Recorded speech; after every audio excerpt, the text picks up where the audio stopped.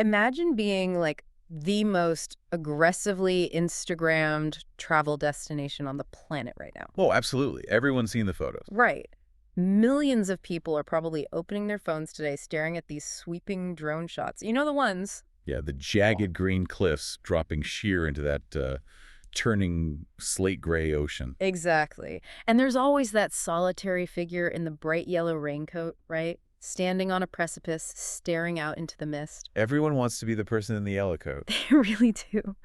Millions of people are literally begging to give this place their money and their response. It's wild. They literally build a fence. Yes. They build a physical fence, they lock the gates to their most famous sites, and they basically tell you to stay home. It is the ultimate reversal of the modern tourism playbook, honestly. Completely. We're so conditioned, to believe that every beautiful place on Earth is just desperate for our arrival. Right, like they're just waiting for our economic injection. Exactly.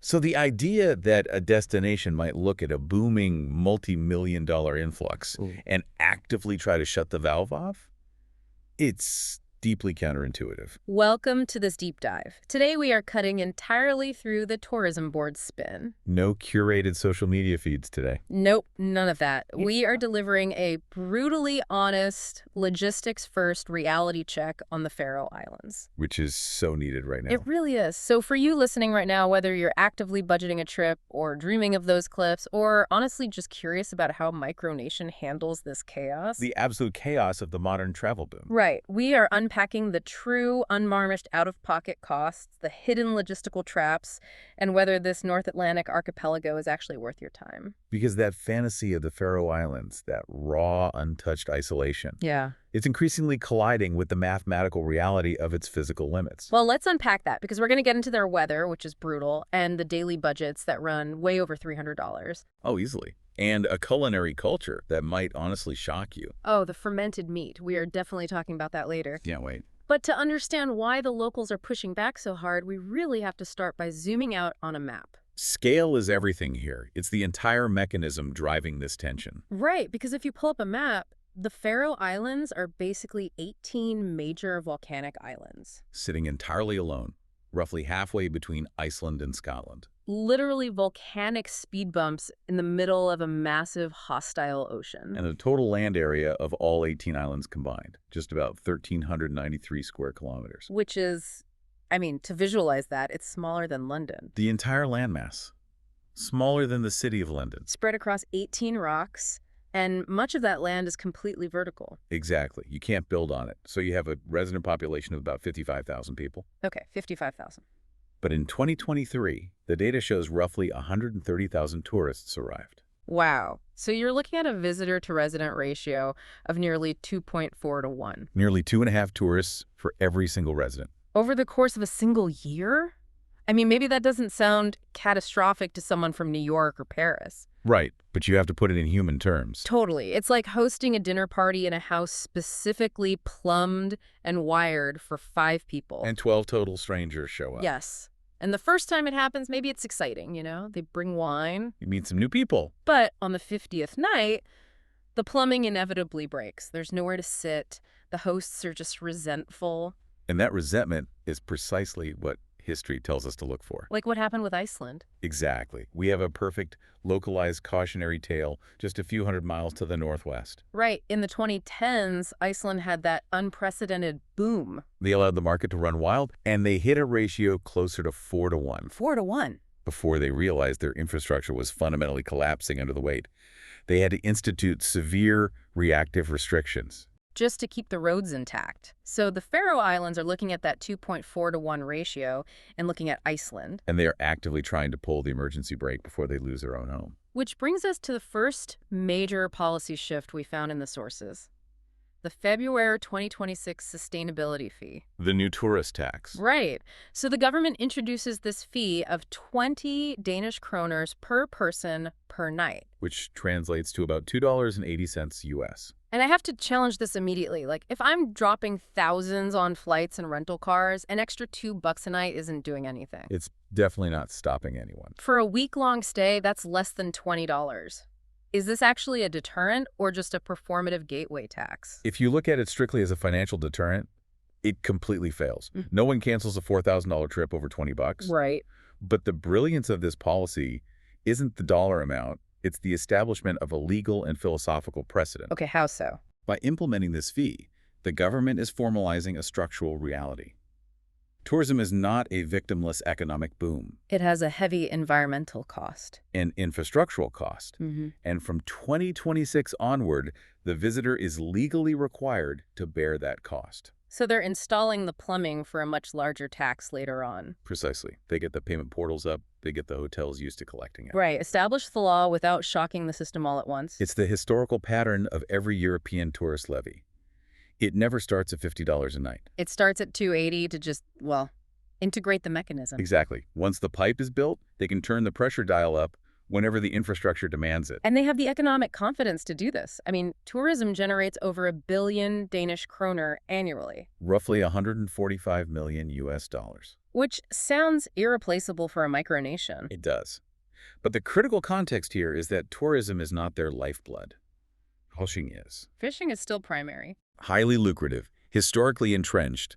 They do not have to endure the destruction of their landscape to survive economically. They're operating from a position of profound leverage. Absolute leverage. And that leverage allows them to execute what might be the most fascinating, brilliant, and honestly, psychologically manipulative travel policy I have ever seen. Oh, you mean the voluntourism program? Yes. The closed for maintenance, open for voluntourism program? It is a phenomenal case study in global PR and infrastructure management. So for anyone listening who hasn't heard of this, every single year, right at the onset of the travel season, Usually April and May. the Faroes authorities literally shut down some of their most iconic, globally famous sites. Like Sørvágsvatn, the famous hanging lake. Right, and the Kåler Lighthouse, the Trellenipa Cliffs, they put up physical barriers. But they don't leave them empty. No. Yeah. They open them to 80 international volunteers selected through a global lottery. And these 80 people get free basic accommodation and food.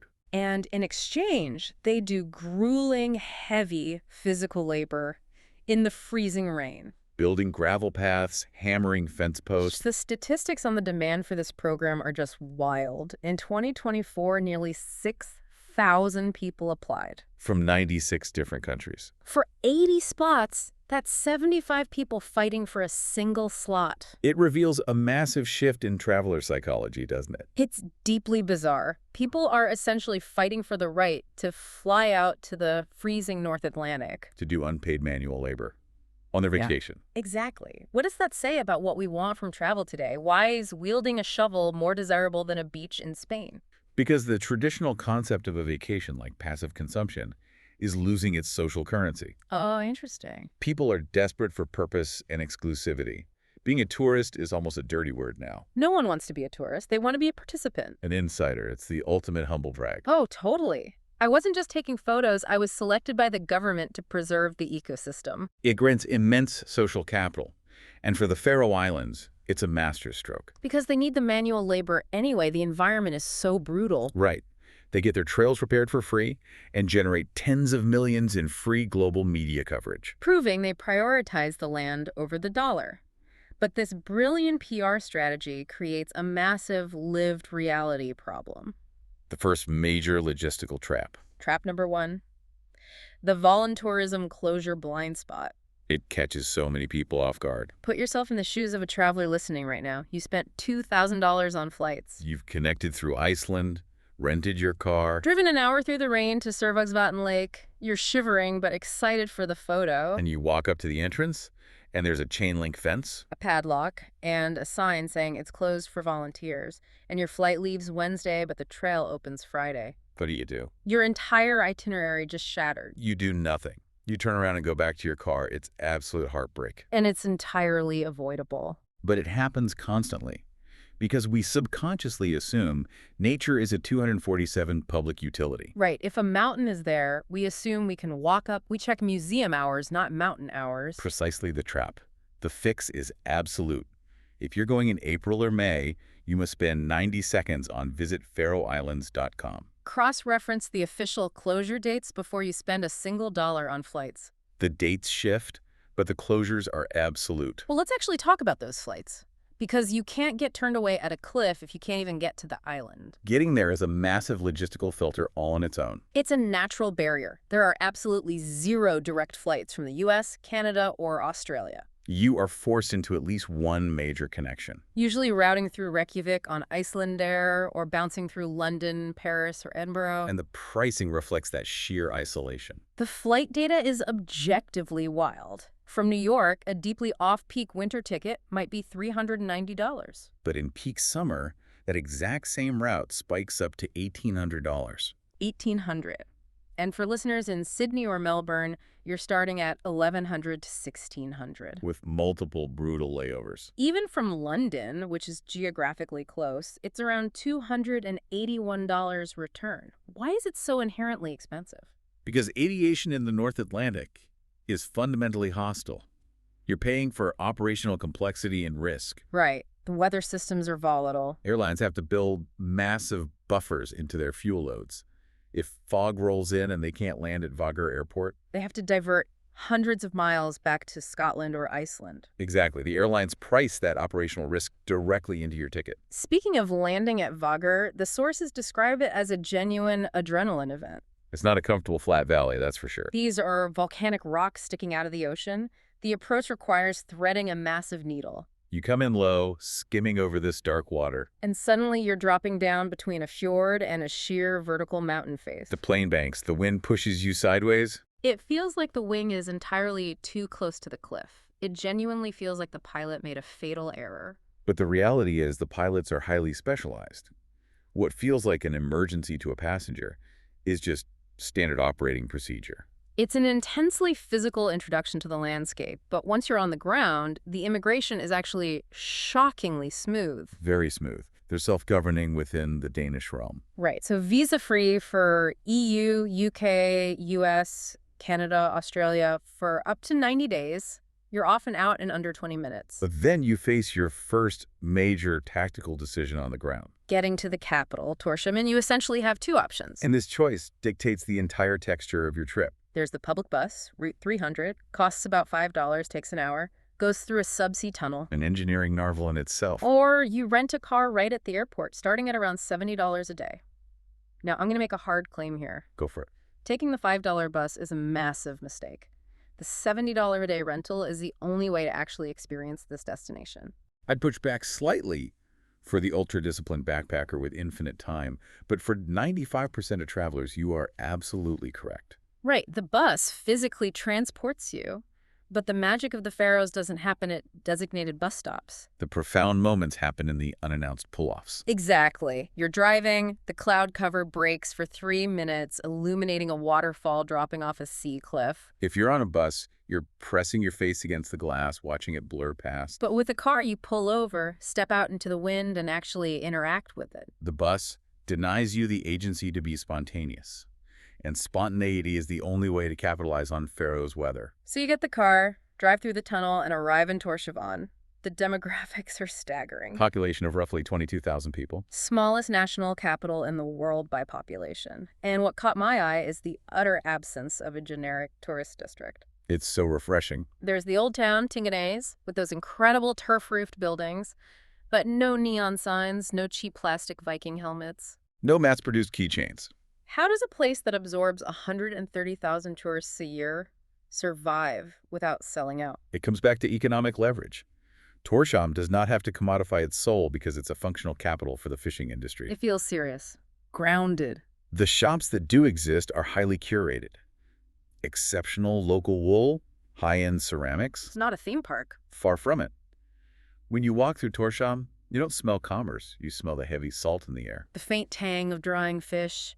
The wind whistling in the stone alleys. It's a quietness that feels deeply earned. They aren't putting on a show for you. I love that. A capital city where the weather is louder than the commerce.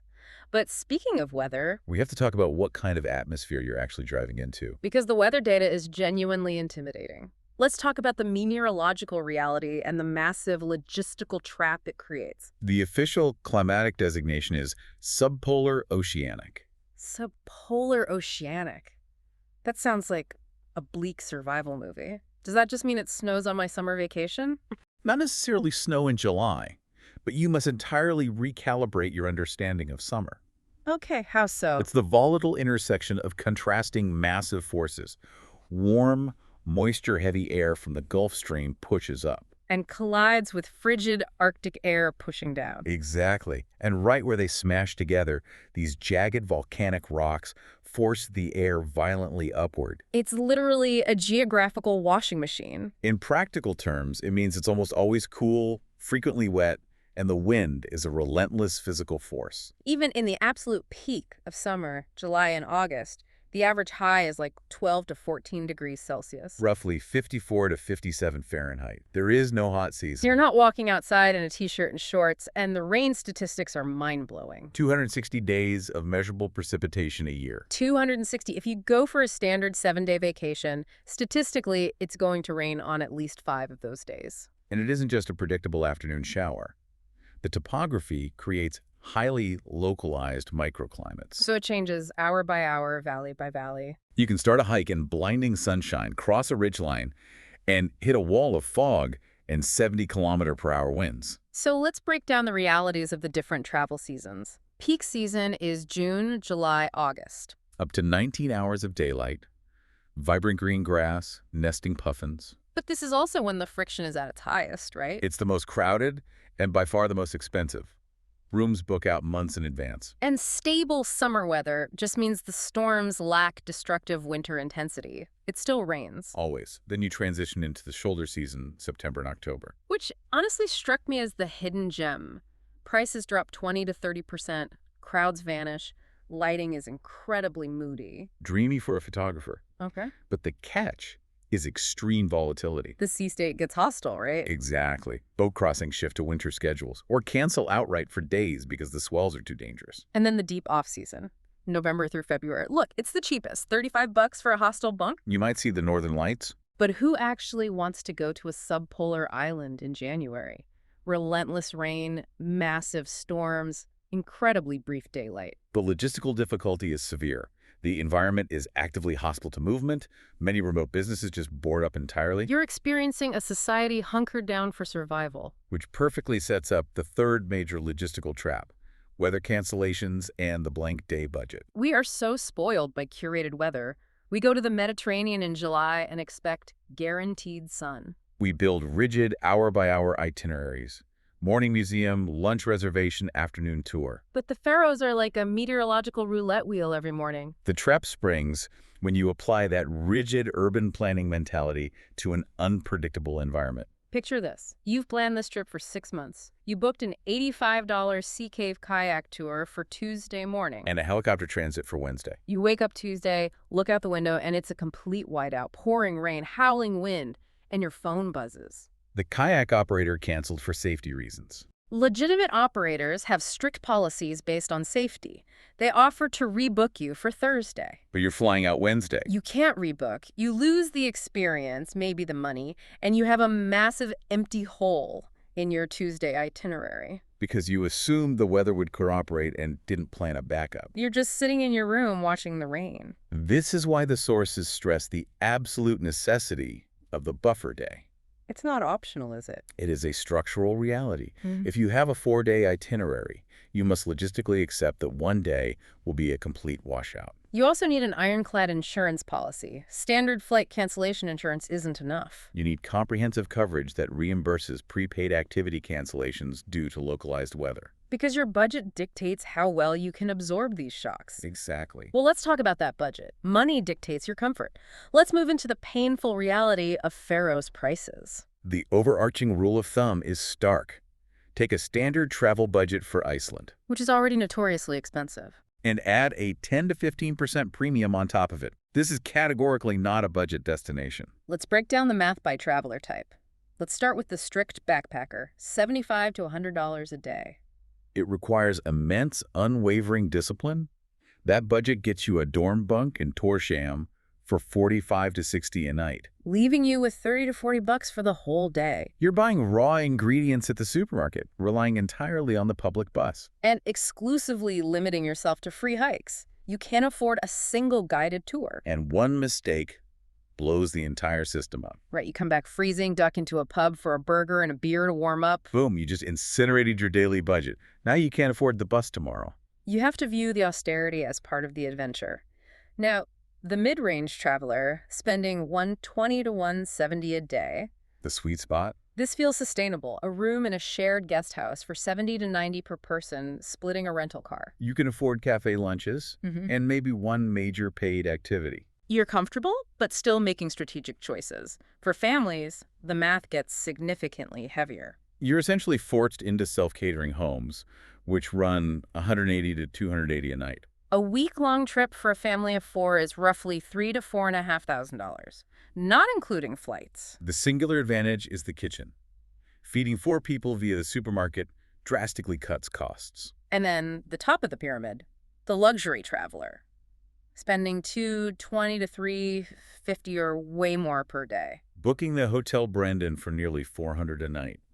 A reservation at Cox for a $350 tasting menu. But I need to challenge this. If I'm dropping $400 a night, my brain expects an infinity pool. A sprawling spa complex. Yeah, a concierge handing me a cocktail. But the sources define Faroe's luxury completely differently. What am I paying for? You're paying for something far rarer.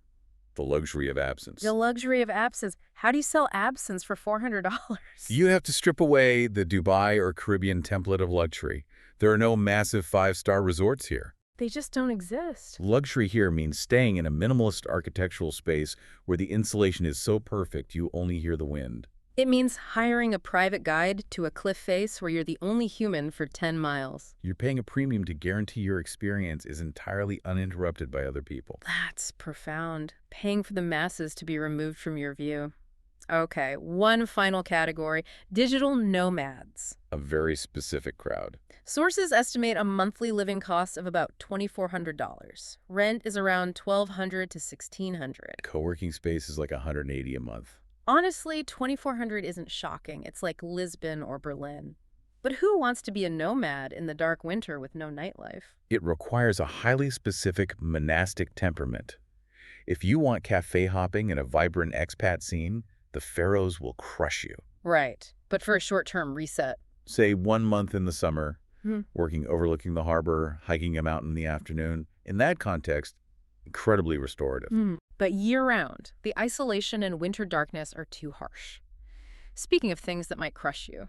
Let's talk about the food. Yes, if you expect international food courts or a vibrant street food scene, you are in for a brutal awakening. To understand Faroe's food, you have to understand Faroe's survival. It wasn't born out of a desire for variety or spice. It was born out of absolute desperate necessity to preserve protein through winters where nothing grows. Which leads us to the centerpiece, a food that terrifies outsiders. Wind-dried and fermented meat. Specifically, skirpikjet, wind-dried mutton. The defining flavor. I read how this is made, and it's wild. They don't use massive amounts of salt. They hang the mutton legs in slatted wooden shids called jalur. And the wind blows through. And because the air is so saturated with salt, the wind literally acts as a physical ingredient. It slowly cures and ferments the meat over months. The wind cooks the food. But the result is an aggressively acquired taste. Deeply pungent, gamey, intense. It tastes like the landscape, alongside incredibly fresh seafood like cod. But getting access to this in a restaurant brings us back to the cost issue. A standard mid-range main is $25 to $40. Even a simple cafe lunch, a bowl of fish soup, is $15 to $22. And the high-end traditional experience, like Restaurant Rest, is $80 to $120 for a tasting menu. Which forces a reality check. If you're not on a massive luxury budget, your culinary experience devolves into a high-end grocery shopping trip. Let's walk through the supermarket aisles. A standard loaf of bread is $4.50, milk is $1.80. And a package of raw chicken breast is an agonizing $12 a kilo. Why is raw chicken $12? Think about the logistical journey. The islands don't have sweeping agricultural plains for poultry farming. It's all vertical, mostly just sheep. Exactly. So nearly all poultry and beef is imported. That chicken is processed in Europe, driven to Denmark. Loaded onto a specialized cargo ship, sailed across the ocean. Distributed to tiny grocers. You are paying for the diesel fuel of a massive maritime supply chain. Whereas the local cod, pulled out of the water that morning, is actually reasonable at $9.50 a kilo. And then there's the alcohol. Oh, man. A local beer in the supermarket is $3.50, but in a pub, it's $9 to $12 a pint. Categorically not a cheap drinking destination. This all culminates in what sources call the honest disappointment of the food scene. Meaning, if you want 10 different ethnic cuisines on one street, you will suffer here. There are maybe 8 to 10 restaurants in all 18 islands worth a deliberate visit. If you refuse to spend $120 on fermented mutton, you're cooking pasta in your guest house. Exactly. But surviving the groceries is only half the battle, because stepping out to see the cliffs means navigating the social etiquette. The cultural friction on the ground is real. The sources describe a profound Nordic restraint. The Faroes are warm and hospitable, but they place a massive premium on quietness and personal space. Conversations shouldn't be forced or overly loud. But more importantly, they have zero tolerance for performative, disrespectful tourist behavior. The Instagram behavior. Main character syndrome. The friction occurs when tourists view the island as a backdrop for content, divorced from the reality that it's a working society. Tourists treating active fishing villages like fabricated movie sets. It's infuriating to read. People walking up to private homes with turf roofs and pressing their phones against the glass. While a family is trying to eat dinner inside.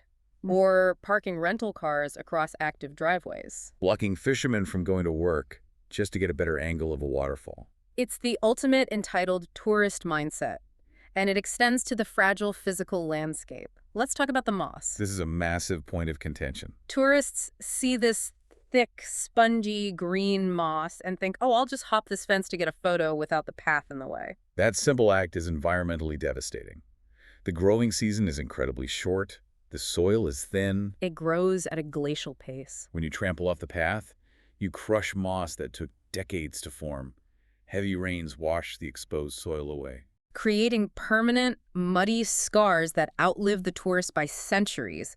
You are obligated to stick to the paths. Period. So, assuming we've bought groceries, we're respecting locals, staying on paths, let's talk about the payoff. The highlights. Which makes the logistical suffering worth it. But one highlight is attached to the most terrifying logistical trap. Trap number 2. First, highlight 1, Sørvágsvatn. The hanging lake from the voluntourism discussion. Right. It's an optical illusion, a 45-minute hike. It looks like the lake is floating hundreds of feet above the ocean. When it's open, it's cheap to visit. But you have to manage expectations. The Instagram reality versus the lived experience. Because it relies on contrast, right? Yes. It looks mind-bending when the ocean is dark navy and the sky is clear. A rare combination. If you hike up on a day with flat gray fog and rain, which is probable, the illusion flattens out. It might just look like a murky puddle near a drop-off. Highlight 2 is the driving experience. The Northern Islands Loop, Eysturoy to Viðareiði. Where that rental car truly pays for itself. $30 in fuel for a sense of scale and isolation you can't find elsewhere in Europe. The topography is violently dramatic. Narrow fjords, mountains shooting straight out of the water. It forces you to pull over and just stand in the wind. Makes you feel profoundly small. And then, highlight 3, tied directly to trap number 2. Mykines Island Puffins. From June to August, a $22 ferry ride, 3-hour lighthouse hike, standing 2 meters away from thousands of puffins. It's a rare, low-cost, incredibly high-impact wildlife experience. They have no instinctual fear of humans. You're immersed in their habitat. But this brings us to logistics trap number 2, the ferry schedule reality. Let's call it ferry roulette. Mykines is utterly isolated, accessible only by a small ferry or an expensive helicopter. The ferry departs Sørvágur on a brutally limited schedule, often just one out in the morning, one back in the afternoon. And it sells out days, sometimes weeks in advance. The trap springs because urban travelers assume it operates like a subway. They think they can just show up and buy a ticket at the booth. Picture this. You drive to the port, see the boat idling, walk up to the window. And the operator casually says it's sold out until next Thursday. And your flight leaves Wednesday. You will not see the puffins. Your itinerary is ruined. And there's a secondary, even more severe version of this trap. Oh, no. Let's say you book the outbound ticket.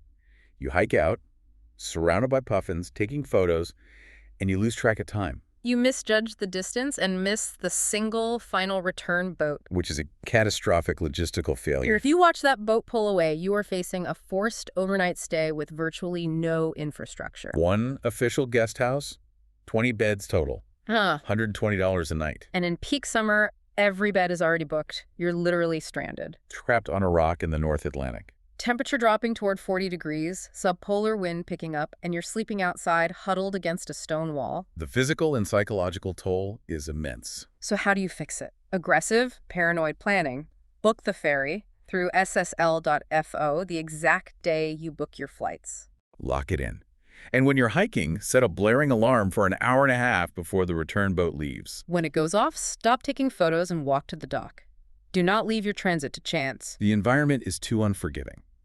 So with the volatile weather, isolation, and risk of getting stranded, is this a safe place for every traveler? If we define safety strictly from an urban crime perspective, it is exceptionally safe. Effectively zero violent crime. You don't lock your doors, no pickpockets. They're under Denmark's jurisdiction, top 5 on the Global Peace Index. It's a high-trust society. What about solo female travelers, a massive demographic looking for these aesthetic experiences? Overwhelmingly positive reports. Extremely comfortable. The small communities mean anonymity doesn't really exist. Which deters predatory behavior. Exactly. The overarching norm is polite non-intrusion. The danger is never other people. The danger is the landscape. The threat matrix shifts entirely to environmental indifference. Extreme exposure or slipping on wet moss near a vertical drop. Solo hikers must use the official Visit Faroe Islands trail app, tell their host their route, and carry waterproofs. Always. What about families? We mentioned the food cost, but experientially. It's a massive gamble. Outdoorsy, resilient kids might find it magical. But kids used to structured entertainment. A massive risk. One rainy day playing board games in a cabin is nice. 4 consecutive days of sideways rain with no indoor theme parks. No children's museums. A profound parenting nightmare. And LGBTQ plus travelers.